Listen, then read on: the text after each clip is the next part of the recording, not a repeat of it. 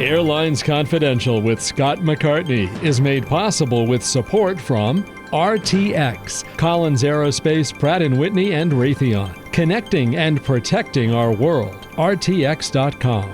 Infinity Flight, the leader in Cadet Academy flight training programs. InfinityFlight.com. Ontario International Airport in Southern California. SoCal So Easy. FlyOntario.com. The Executive MBA in Aviation at the University of Colorado, Denver.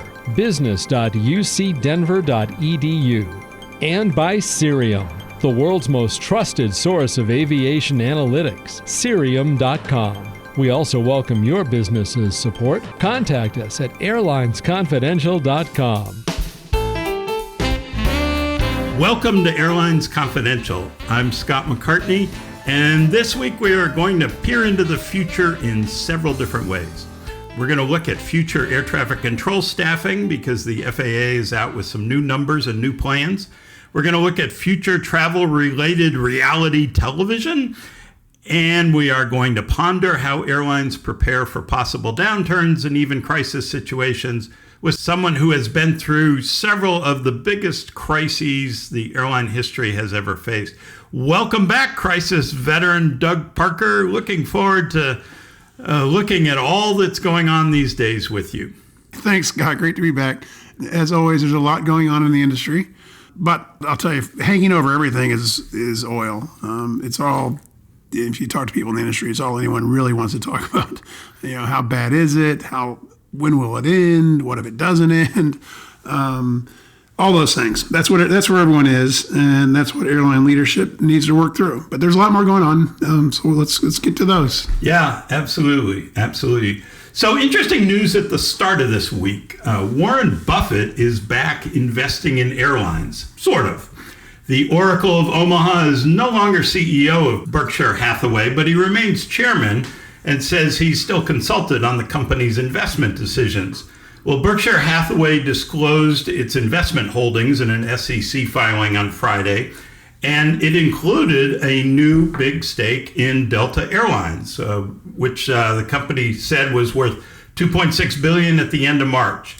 That's not huge for Berkshire Hathaway, but it is significant for Delta, and I think significant for the industry that the legendary investment company believes it can make money in airlines again. Because Berkshire Hathaway famously hasn't made money in the past. Warren Buffett invested $358 million in U.S. Airways in 1989 and exited 9 years later with a small profit. The quote from Buffett at the time in a letter to his shareholders was, famously, "Indeed, if a far-sighted capitalist had been present at Kitty Hawk, he would have done his successors a huge favor by shooting Orville down." So that's what we thought Warren Buffett's opinion was of airline investments. But he came back to the industry in 2016. He spent $7 or $8 billion, bought 10% each of Delta, United, American, and Southwest.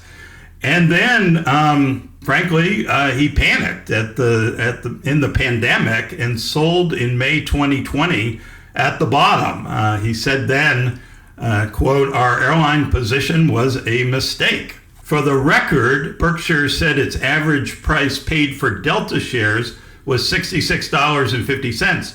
On Monday, it was about $71 a share. So far, so good this time for Berkshire Hathaway. Yeah, look, I think it's good for the industry.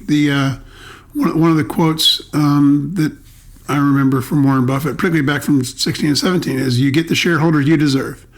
And we in the airline business never had shareholders, long-term shareholders like Berkshire Hathaway, for a long time. So that investment in 16, 17, which was, was really important to all of us. It's one of the things I feel horrible about, by the way. They made that investment in large part based on a presentation that I'd given them called The Leap of Faith about where we thought the airline industry was and American was in 16 and 17, where we were. But COVID changed all that, and they lost, all the equities went down, and they exited with losses when they could have exited before with some nice gains. But nonetheless, the fact that they're now back in albeit just to one airline, I think says a lot about where the industry is. I'll also note that I don't know obviously what their investment thesis is, but I will note, we'll talk later about fuel prices. But a big part of the issue with fuel prices is not so much Brent crude base price, but the jet fuel price, the crack spread. And Delta at least has the ability to offset a good bit of that because they own a refinery. Yeah. So maybe the reason they separate Delta from the others, that would seem logical to me, is they look at Delta as being less exposed to the real problem here, which is jet fuel crack spreads. Yeah, very interesting. And it'll be interesting to follow, see if they add to the investment or whatever they do with it. Okay, I want to get to a report the FAA put out on air traffic controller staffing. This came Friday as well.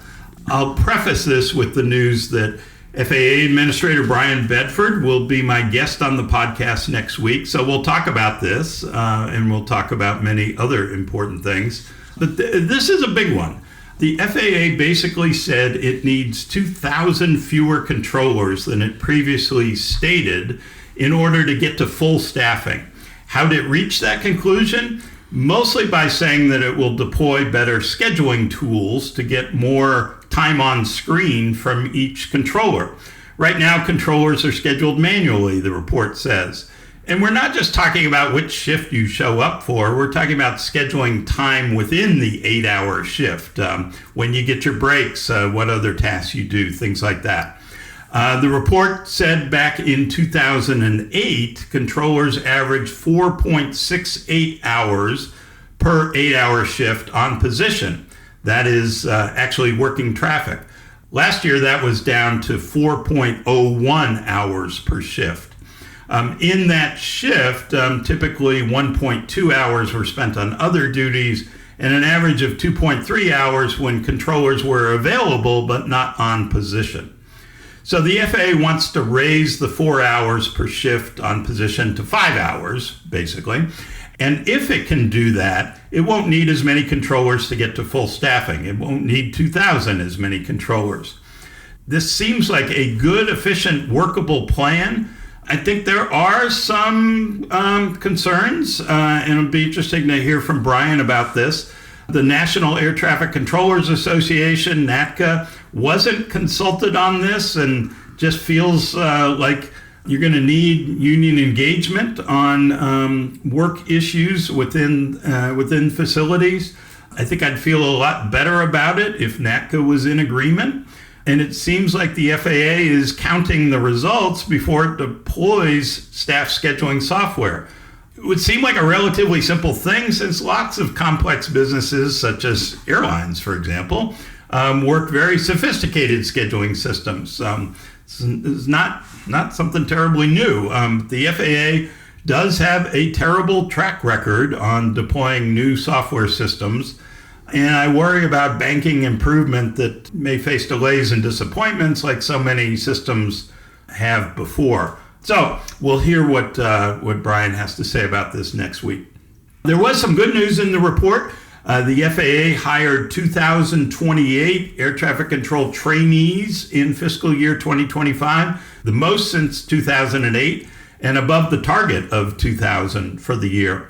A new bonus retention program for retirement eligible controllers resulted in 400 staying on, and that was a big help. So for the year, a net gain of 568 controllers and trainees. So kudos to the FAA for that.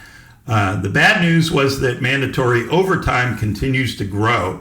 That's not good for controller fatigue, burnout, retention. Not good for the budget either, but I think the burnout's the key issue here. Last year, the FAA spent $259 million on controller overtime. That was up 10% from the year before and up 85% from controller overtime in 2019 before the pandemic. The FAA's own report said the 2025 overtime spending, quote, far exceeds any reasonable use of mandatory overtime. So lots of work to do, and look forward to talking to Brian next week. Yeah, fascinating. It's fascinating stuff. I'm interested to hear what Brian has to say to you. Obviously, it's a huge problem that we've been talking about for decades now. But look, I mean, the combination of fill in the gap with a combination of more hiring and some productivity certainly sounds rational. But yeah, he's going to need buy-in from NATCA. They obviously are important in the process because they represent the controllers who are doing the work. So again, I know Brian pretty well. My guess is he does have a plan for that, and we'll hear from him next week. Okay, so in other news, Scott, Allegiant completed its $1.5 billion acquisition of Sun Country Airlines. It was fairly quick and easy as these things go in our business compared to others. The combined airline has 195 aircraft now, serves 175 cities. They do have different operating styles, so it'll be interesting to see what the combined airline ends up being, but for now they continue to operate as separate carriers. Allegiant, as our listeners know, focuses primarily on small town service, and Sun Country operates in larger cities and has some creative side hustles, if you will, like flying cargo for Amazon and providing casino charters. Good to see that Sun Country CEO Jude Bricker is staying on as an advisor and a board member, and he'll work on integrating the two airlines. I'm really curious to see how that all ends up. Yeah. They're both really creative operators. So, but as they get bigger, they've both kind of flown under the radar, and I don't know. It'll be interesting to see how it goes. I agree. All right, a bunch of other things to mention. The monthly inflation report from the government showed airfares up nearly 21% in April compared to a year ago. Seasonally adjusted, they were up 2.7% from March. I've said before, the monthly inflation report numbers, it can be erratic, but I think it's in this case it's kind of directionally correct. That's actually a similar number to what we saw in first quarter earnings reports from airlines, and obviously because of fuel prices, fares have had to go up. An update on the Spirit situation. A friend asked me the other day, how is that capacity going to be replaced? And my answer was, it has already been replaced. JetBlue expanded in Fort Lauderdale to cover a lot of Spirit's capacity there. Frontier has expanded in Orlando. Breeze says it's going into Atlantic City. As always, if there's demand for seats, airlines will find a way to fill that demand.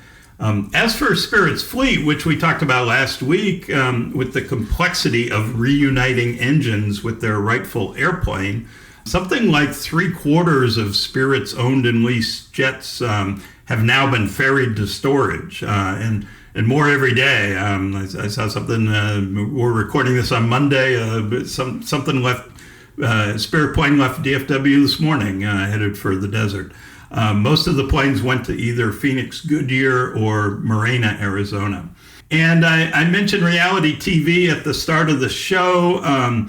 You've probably heard that Secretary of Transportation Sean Duffy and his family are doing a road trip TV show. The series is being funded by a nonprofit advocacy group called, directly enough, Great American Road Trip, Inc.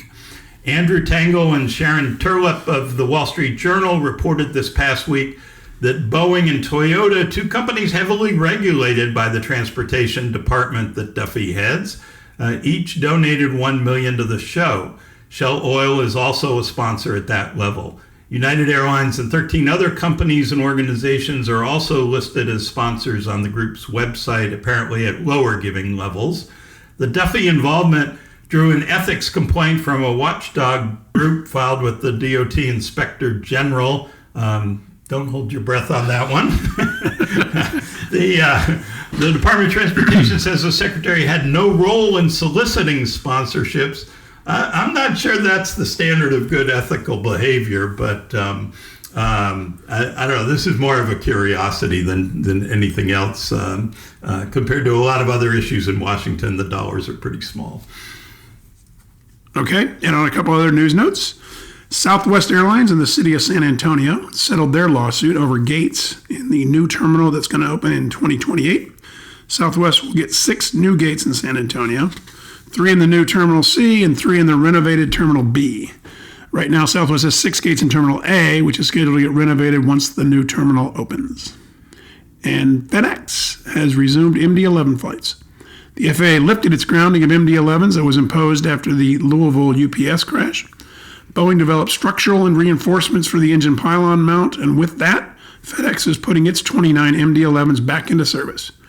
UPS has opted to retire its MD-11 fleet. All right. So time now to thank our sponsors for making this podcast possible. We want to thank Infinity Flight Academy. The path to the flight deck starts long before a pilot reaches the airlines. At Infinity Flight Academy, they're proud to serve as a flight training partner for the American Airlines Cadet Academy, helping prepare the next generation of professional airline pilots. Infinity Flight Academy's training is structured, standardized, and built around the discipline today's airlines expect from day one. For future pilots pursuing a career at the highest level, Infinity Flight Academy is proud to be part of that journey. Infinity Flight Academy, training tomorrow's airline pilots through the American Airlines Cadet Academy. In addition, thanks to Cirium. Cirium offers the most accurate and precise data and analytics to enable airlines to optimize planning, operations, and passenger services. The right intelligence drives operational efficiencies, enables you to predict market shifts, and helps airlines respond quickly to maximize revenue, manage costs, and seize commercial opportunity. Visit Cirium.com for more. And much appreciation to Ontario International Airport, which is celebrating a decade of local control for its sponsorship as well. Thanks to public support, the local community reclaimed ONT, revived it as a vital gateway in Southern California, and ensured the airport is ready to soar even higher in the years to come. Visit flyontario.com/1010 to learn the story and find out how you can join the year-long celebration of how a decade of local control has turned ONT into one of California's fastest growing and most economical airports.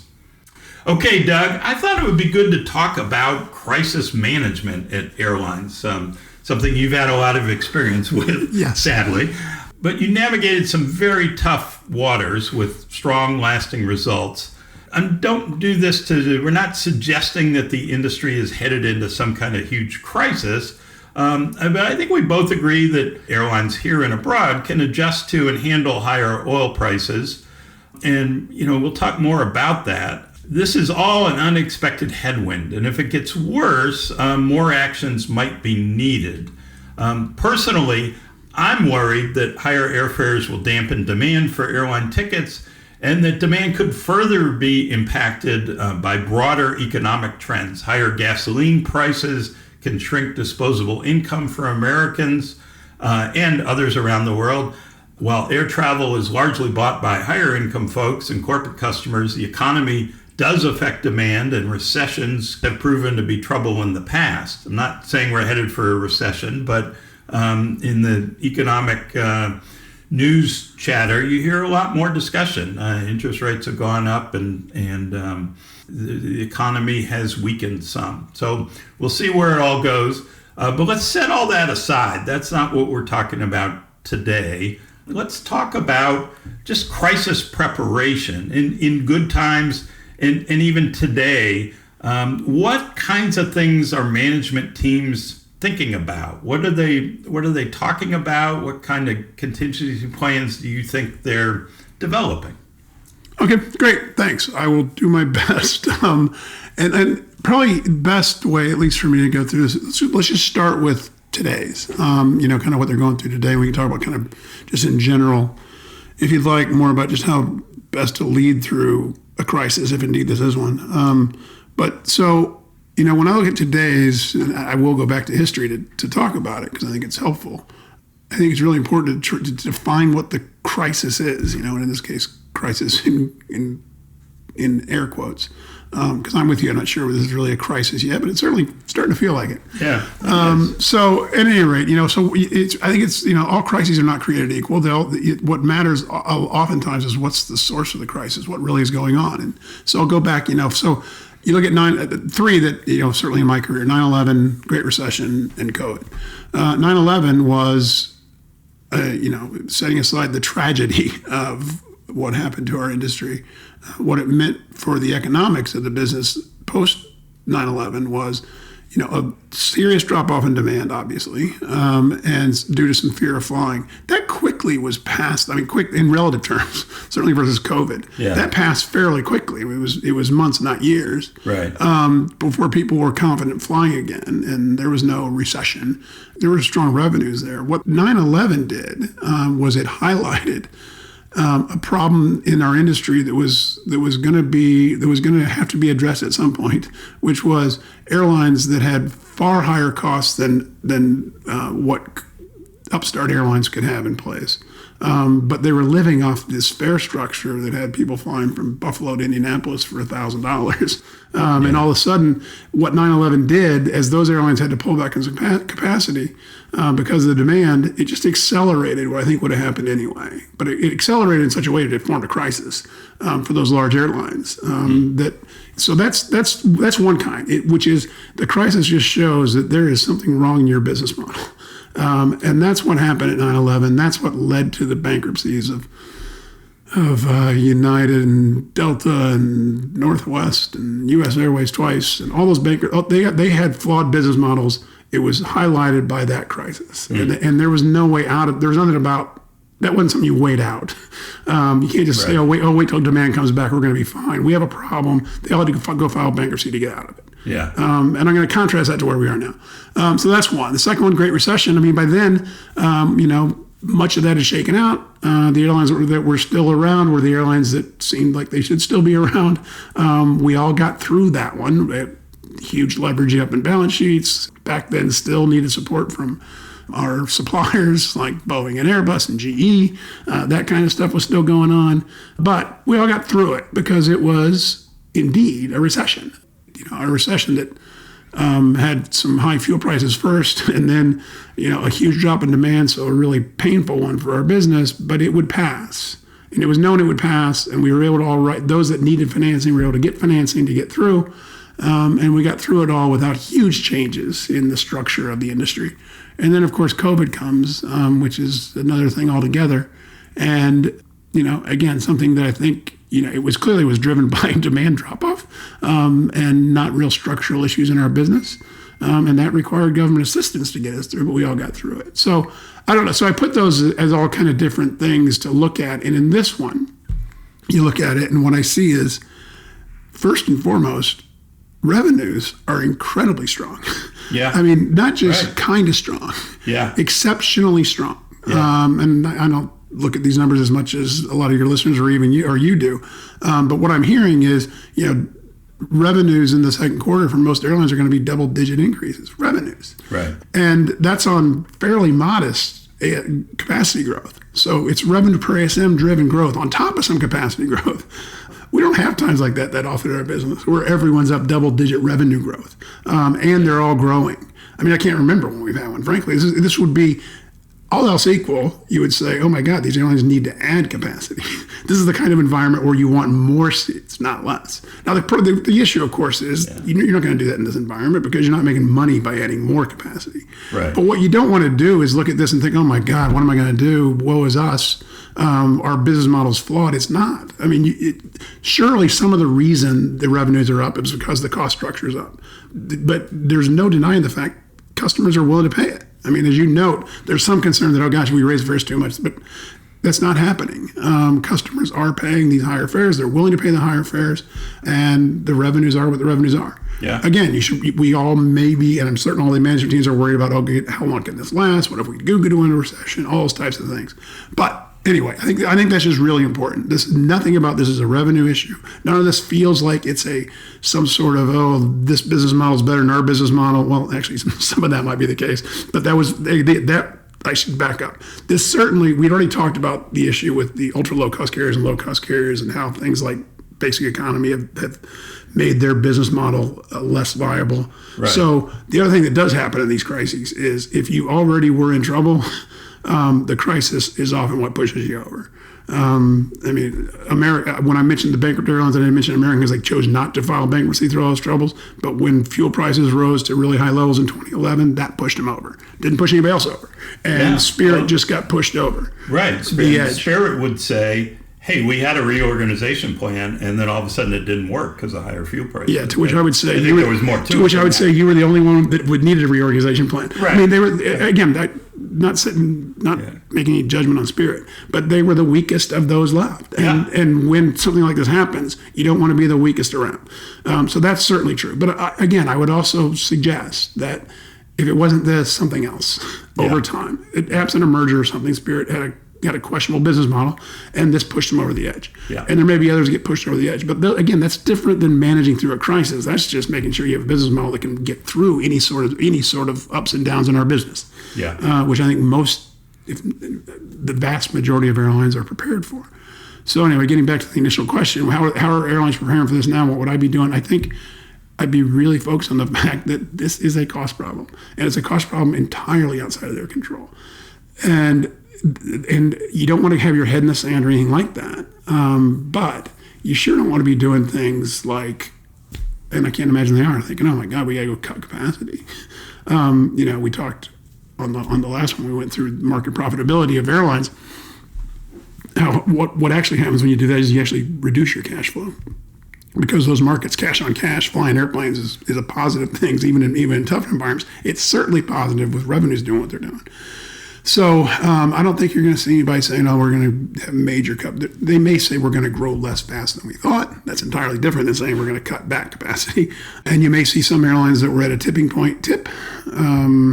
But again, that's different than managing through a crisis. That's just how you should have been managing all along, is to get through things like this. So I don't know. I look at all this and I imagine what airlines are going through is, how long can we sustain this? What are we going to do to make sure we do? How are we going to make sure we get through this? What if things do get worse? But I think when you go through all those questions, I'd be hard-pressed to come up with a plan that is anything much different than keep doing what we're doing. It's working in terms of generating profits at a normal cost structure. It's working in terms of generating record revenues. And if there were things we could have been doing on costs, we should have done them before. Well, so let me ask two things. Yeah. One is we've seen some financing moves, right? Like JetBlue, American, Alaska. I think they all did some deals, and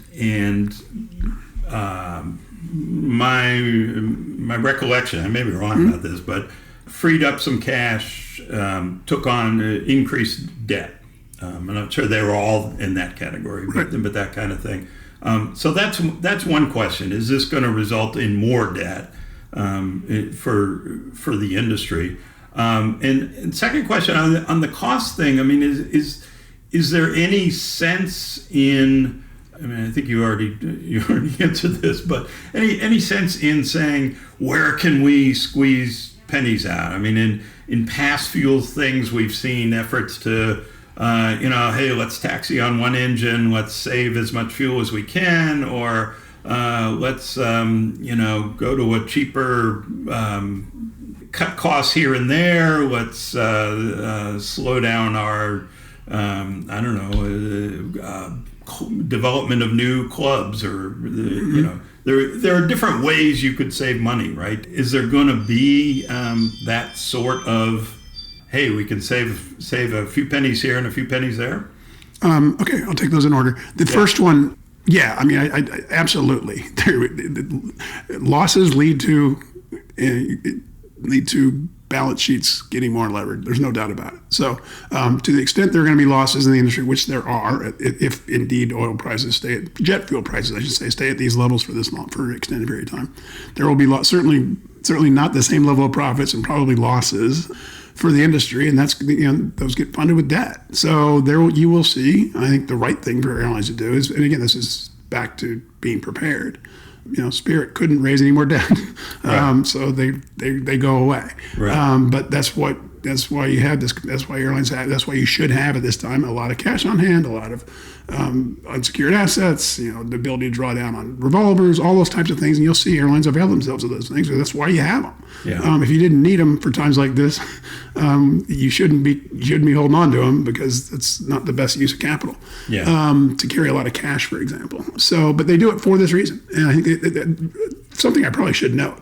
Versus all those times I talked about, the fact these airlines are so much better prepared than the airlines that we were running back in those crises I talked about. Maybe not COVID, but I think it's due to the crisis. Yeah, that's a huge thing. Oh, it's enormous. Yeah. I mean, if anything like this would have happened in the 1990s or early 2000s, there'd be serial bankruptcies. Yeah. Or an enormous request for government support. Yeah. Not one airline asking for it. It'd be everyone saying we need $50 billion again. Right. Because that's how severe this is. And this time, no one's asking for anything. Everyone seems totally prepared to handle it. I mean, they have tens of billions of dollars, the large airlines, tens of billions of dollars of cash on hand, unsecured assets behind that. They can handle this, and they're built to handle it. Again, because of what we saw in the past. We clearly weren't prepared for 9/11 as an industry, and I think we all got better for that. We got through the Great Recession, which I think we wouldn't have gotten through in the 90s because of what we'd seen around 9/11, and we gotten ourselves at least better prepared. And then COVID, of course, no one could have imagined that kind of that sort of disruption. So we ended up having to get government support for that. The entire industry had to, though, and that's entirely different. So at any rate, I think that's worth noting that the airlines are just so much better prepared. Yeah. And the fact that you'll see some start to avail themselves of this shouldn't be alarming or anything like that. That's what it's there for. Yeah. And they're smart to go do it, and they will go do it, and that's why they have it for times like this. Kind of on the same lines, in past downturns, we also saw deferring orders for airplanes, right? Yeah. Push out the orders. We're not going to take delivery of those planes. We haven't seen that yet. Good point. And again, I don't know enough about each airline's positions and where they are. Certainly something you would expect to see. Now, that's again, I think, given the revenue environment, people aren't looking, if you're really looking longer term, you're thinking, I want those airplanes. And maybe I defer them a year, but that's not that easy to do, particularly because they're delayed already. So, I don't know. You're right. We haven't seen it. I don't expect you will see a lot of it. Yeah, and I guess the other end of that is if you replace an older airplane with a newer airplane, you're saving fuel, and that benefit just got a whole lot bigger because jet fuel's twice as expensive. Yeah, that certainly helps. I mean, you got to pay more than that in cash. Cash basis, you'd be better off to defer because you got to put cash up for the airplane, of course, and you don't get all that back that quickly. So if all you cared about was cash, I could see why you'd want to defer. But I think another good point you made, which is they're not doing that because they're not that much concerned about cash in the near term, that level of cash, $20 million or whatever it's going to be for the final delivery payment. And that, that doesn't rise to the level of saving the company. And indeed, it probably in the long term is going to be worse for us versus others is because we're going to want those airplanes 3 years from now. Yeah. So that's a really good point you make. On your cost point, I mean, look, I can go both ways on this, and there's constant debates within airlines, right? In times like this, all of a sudden there's all these things people want to do. But my question every time is, well, if that made sense, why weren't we doing it before? Yeah. Tell me why. Tell me why it now makes sense to put the less expensive cup on than it did before. Yeah. And the reason back then that we had the more expensive cup is because our customers didn't like the cheaper cup. So we made the decision to put on a more expensive cup. And why are we going to take that away from our customer in this environment where they're paying us more than they used to? They're paying us 10% more than they were a year ago. Yeah. Why are we taking the product away? If we can, put everyone on a pay freeze, and why didn't we talk about doing that before? We didn't before because it's the wrong thing to do to people. Inflation's going up. People need to. We need to keep. If our people are fairly paid, they need to get a pay increase every year. Yeah. So again, having said that, there are certainly times where it gets to where it makes sense to go do some things like that. These kind of crisis cost things. I just hate them all. They don't serve the purpose. They're not big enough to make the real difference in a time like this. They can't offset $100 crack spread with a management pay freeze. Yeah. And once you start doing those things, it's a really slippery slope, and it just sends the wrong signals, I think, of what, and if we get to kind of just how you kind of lead to these things, so much of it is just showing that we're okay. Yeah. And you're confident you're okay, and you want to keep doing what you were doing, and it's not this is nothing of your doing, management team that wants a pay increase. Sorry, we can't give you one because fuel's up. It's like they didn't have anything to do with that. Yeah. And other companies aren't doing that to them, and you're going to start losing good people. It's just, I don't know. I always come back to if it makes sense now, why would we do it before? And if you don't have a good answer to that, then we're not going to do it. Right. Or would you undo it once things improve? That may not make sense either. Yeah, that never happens. Yeah. Right. So you mentioned crack spread, and we should talk about it a little bit. I think a lot of listeners will be familiar, and some won't. But crack spread is the cost to refine crude oil into jet fuel, right? Yes. And there has been a widening. It's just gotten more and more expensive to refine jet fuel, and certainly once the war started in the Persian Gulf, because so much jet fuel did come out of the Persian Gulf. So when we talk about $105 for Brent crude, airlines could handle that, right? But the crack spread has made jet fuel twice as expensive. In some cases, I think it's down, moderated a little bit in the last couple of weeks. But the price of a gallon of jet fuel just rose dramatically, much more than what we hear about as price of oil. So this has been a lot more serious for airlines than just the run-up in what you see of the price of oil each day. Yeah, thanks. I mean, and just to expand on that a little bit, I think, like most of us, looks to the Brent crude price as the kind of a indicator of where jet fuel prices are. And back when I was running airlines, it was a pretty good indicator, because the cost to get Brent to jet, that crack spread, was pretty constant over time. It would vary, but my recollection is always at like 15 cents a gallon, which is about $6 a barrel. So if you saw $100 a barrel oil is $106 a barrel jet fuel, it's not that significant, and it always stayed there. So, but what's happening in this environment is, at least early on, I think still, that crack spread is almost $100 a barrel. Not $6 a barrel. So when we look at Brent and say it's gone, oh my God, Brent's gone from $75 a barrel to $105 a barrel at $30. It's really gone from $75 a barrel to $205 a barrel. Yeah. Because you got to add 105 to that. So anyway, I'm sorry, it's gone from 75, add 6, 70, 81 to 205. It's more than double. So that's a huge problem, and that's not sustainable. Last time I was on, I think I mentioned, airlines can deal with $100 barrel Brent. We did in 2013, 2014, averaged over $100 barrel jet fuel, and those were nicely profitable years for our business. Yeah. It took a couple of years of it being, it was 2011, 2012 where we didn't do that well, but we finally got to where when oil was that high. But there was 4 years, 11, 12, 13, 14, all over $100 a barrel. 13 or 14, the airline got itself to where, capacity didn't grow that much. Fares went up. Airlines dealt with it. We were profitable. That's what I think will happen if that's all it was.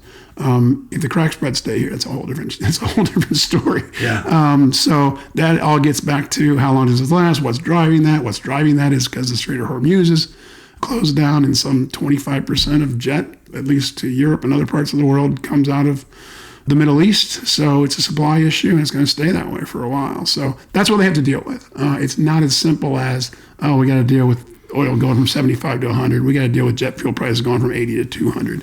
And that's a huge difference. All right, so let's take a step back. You mentioned this earlier, and I'm really curious. How do you lead through a crisis, or at least lead through the anxiety that airline employees have right now? Lead through customer uncertainty. How is it best to lead through difficult times like this or worse? Yeah, thanks. Okay, so first and foremost, again, when you're talking about leading, you just have to lead. And what that means is in these times like this, is really keeping everyone calm.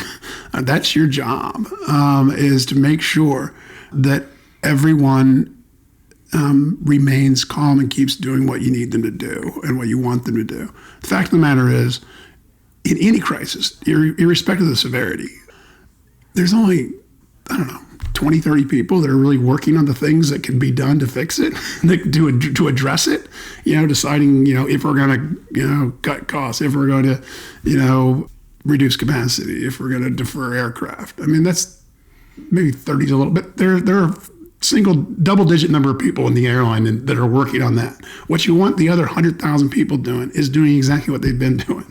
Keep doing what you're doing. Don't worry about this. We've got it. The worst thing that could possibly happen to you is in the crisis to all of a sudden have your team's so worried that you're losing people. Your team's so worried that they're not spending time providing the service that they usually provide, or they're not keeping their eye on the ball.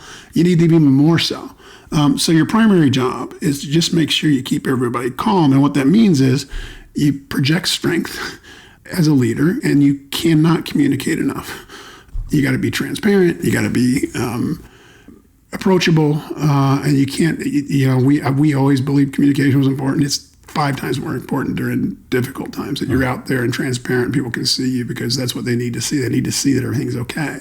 Now, look, I say this. I mean, it may sound like you have your head in the sand when you're going through something like COVID. That's not what I'm saying. You can't look like you have your head in the sand and you're just, everything's going to be okay.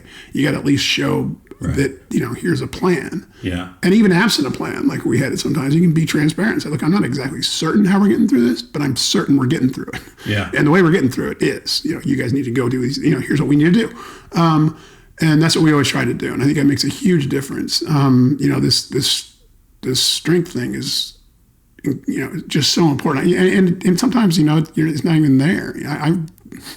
I vividly remember sitting in the parking lot at American during COVID a couple of times and then giving myself a pep talk before I walked in. Like, you got to buck yourself up. Yeah. Because I just gotten off a call that's, things aren't going that well. I'm not sure we're going to get this support, whatever. But, I can't walk in with my shoulders down and my head down, like, oh my God, what are we gonna do now? Yeah. So now you gotta walk in and say, okay, here's the news, here's what it is, and you just buck yourself up and you go, and that's what you need. And again, it may sound simple, but it's not. It's really important. Some people aren't made for it. Some people just really, you can see it in the airline. There are some people they just freak out. For lack of a better term, they become different people. They start managing differently. They want to just do something for the sake of doing something, and you've got to get all that to come back to no. Let's talk about. Let's everybody calm down, and you have to be the person that's doing that. I mean, the example that I remember from this, and you with your airline history may remember. At one point, you remember Hollis Harris ran Continental. Sure. And Continental was in serious trouble, and Hollis sent a note to the entire team suggesting they pray for Continental. I do remember that. And I don't even know Hollis. I'm sure he's a great man, great leader. But that does not project strength. Yeah, right. And again, no comment on the strength of prayer either. That's just not what your team needs to hear. Here's my plan. All of you guys pray. So that's taking it to the absurd. But I mean, really. But some people it's not much different to say everyone pray as it is to just go run around with your hair on fire and not having a plan. Is pretty much the same thing.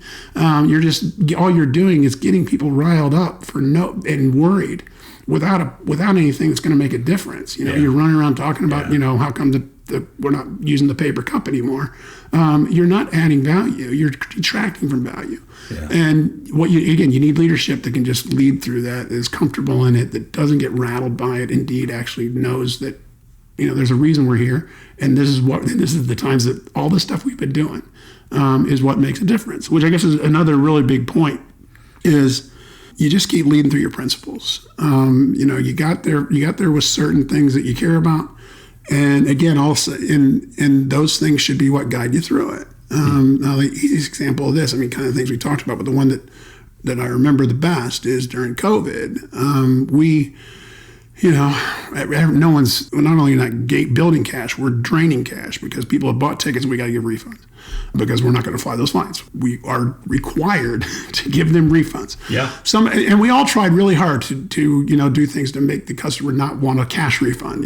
We'd give you more in a credit if you remember all this. This was all efforts for us to keep as much cash as we could. Yeah. But at the end of the day, if the customer said no to those things, it's their money. Right.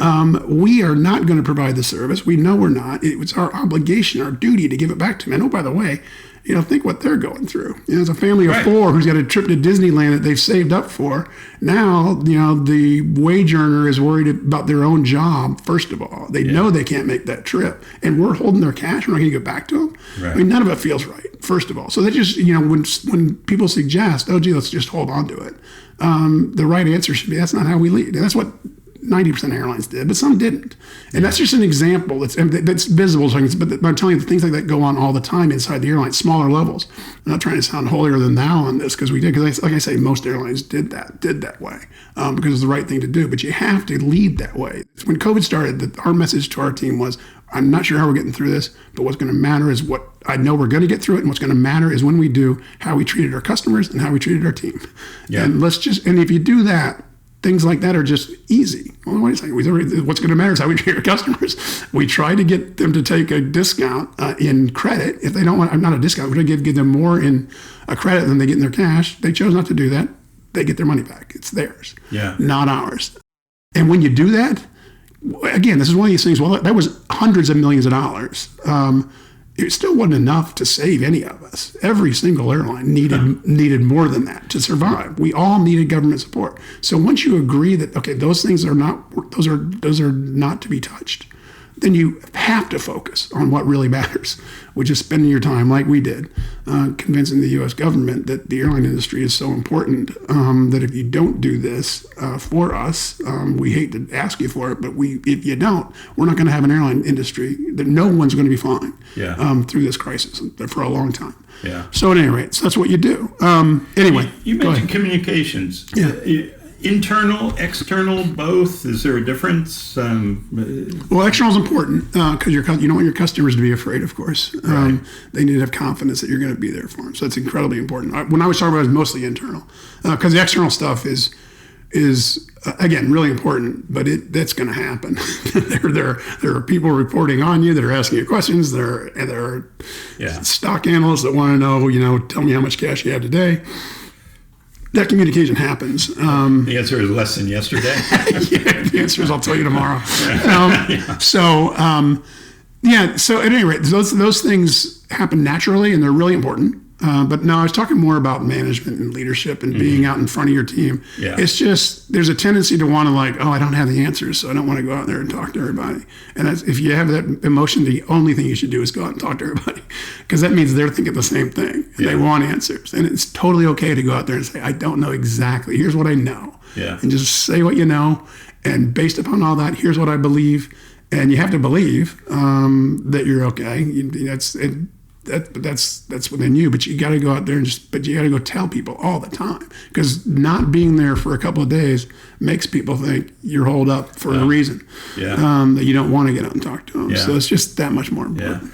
And in a situation like today, I'm curious how difficult it is to keep people focused. Like if you have an initiative, I mean, JetBlue's got a jet forward plan. How do you keep people on the plan when there are so many distractions going on?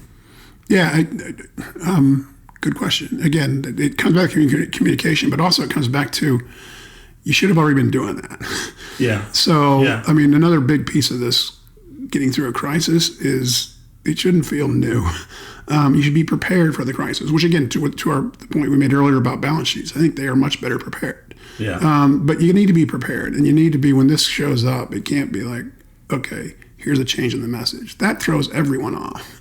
Yeah. It just gets everyone's like, wait a second, if it made sense before, if what you were telling me before is we're going to go focus on the customer, let's pick American as an example, that we've fallen behind in some of our premium products, we're going to go invest in those things, we're going to go win back the corporate customer, we're going to do all those things. Right. And all of a sudden, fix the operation. Yeah, exactly. If anything sounds different than that, it shouldn't. I mean, because that's the right plan. If that was the right plan before, it's still the right plan now, unless you're telling me something has changed in our business, and that's not. No one's saying that. All we're saying is this is a crisis driven by high fuel prices. Everything else we're doing is working well. Keep working on the operation. Keep working on getting premium customers. Keep doing all those things. That's what you want. So the last thing you want to do, you need to be prepared. So hopefully you've done all those things already. And there are going to be different things. There are going to be different things, but they shouldn't be those. They shouldn't be, in how you're going to run the airline. You are, as you've noted, you're going to be going out and raising capital. But that should just, when people see it, they should say, well, of course that makes sense. We're losing, oil prices are where they are. We're doing everything right. We're still losing money. We need to raise some capital. That shouldn't be, if you've done this right. And you're going to need to go talk to some people for some help. Yeah. And that's the other point I like, is that's part of being prepared, is that you don't want to do that, in the crisis. One of my favorite quotes about a crisis is no time for introductions. It's like, you do not want to be showing up in front of, again, this won't get to that level, I think, but you don't want to be showing up in front of a congressman or a senator saying, hi, I'm CEO of X airline, nice to meet you. That's work you should have laid well before. And that's the same with, your creditors and your shareholders, because none of this should feel unnatural. It should just feel like a change in circumstance, which is what it is. And in this change in circumstance, hey, before we were talking about how, we were doing good stuff for you, Boeing. Now we might need a little help from you in this circumstance. Yeah. And they understand it with your partners. And okay, so I don't know. You have to be prepared as well. Yeah. All right, fascinating. Thank you. That was really informative and interesting. I really enjoyed that. Thank you. Okay, I'm glad you did. All right. I hope listeners did too. All right. Before we get to the mailbag, thanks to the Executive MBA in Aviation at the University of Colorado, Denver. The Executive MBA in Aviation at CU Denver is the first degree of its kind in the world, taught by industry experts and designed for ambitious leaders from across the aviation ecosystem, with classes located at Denver International Airport and week-long residencies in Washington, D.C. And shout out to the first cohort of students, because they are in Washington, D.C. this week at their residency, meeting with all kinds of people and learning the ways of Washington and aviation. It's a really fascinating program. So residencies in Washington and at airports around the world. Students experience a hybrid, flexible course structure that balances in-person and online classes without career interruption. Go to business.ucdenver.edu to learn more. In addition, thanks to RTX for its longtime sponsorship of Airlines Confidential. RTX rallies more than 180,000 innovators around a powerful vision to create a safer, more connected world. With industry-leading tools and technology, the RTX global team works across market-leading businesses, Collins Aerospace, Pratt & Whitney, and Raytheon, to drive progress for generations to come. Together, RTX pushes the boundaries of known science and finds new ways to connect and protect our world. Visit rtx.com to learn more. Promotional support provided by the Ultimate AvGeek website, thearchive.net. A vast collection of airline memorabilia, timetables, route maps, rare cabin and airport photos, special flights, and more. All at thearchive.net, the hub of air transport history. In the mailbag this week, longtime aviation consultant Adam Thompson had some interesting details on the discussion from last week about renaming West Palm Beach Airport for a sitting president. Adam says, just wanted to point out a misstatement about naming airports. While I fully agree that the marketing agreement for PBI as the Donald J. Trump International Airport is new in the industry, it's actually not unusual to name an airport after a living president. Examples: GRR, Gerald R. Ford International Airport. IAH became George H.W. Bush Intercontinental Airport. DCA, as everyone knows, became Ronald Reagan National Airport. Little Rock, LIT, now the Bill and Hillary Clinton National Airport. All these airports were named in the lifespans of these presidents. What is new is naming one for a sitting president. Also, Scott, a historical note, you called O'Hare General O'Hare. Yeah, I gave him a promotion. The Chicago O'Hare International Airport is named for Lieutenant Commander Butch O'Hare, U.S. Navy, a recipient of the Medal of Honor and the hero of the Battle of the Coral Sea. As always, what a great show. Well, thank you for that, Adam. Much appreciate the corrections, clarifications, and the good thoughts. Please, everyone, send your thoughts and questions to us. Go to airlinesconfidential.com and click on Contact Us. Well, Doug, as always, informative and wonderful. Thank you so much. Thank you, everyone, for listening. As I mentioned, I'll be back next week with a sit-down interview with FAA Administrator Brian Bedford. We're really looking forward to that. All right. Well, thank you, Scott, and thanks everybody for listening. Have a great week. This podcast is produced by Mass Media. Info@massmedia.net.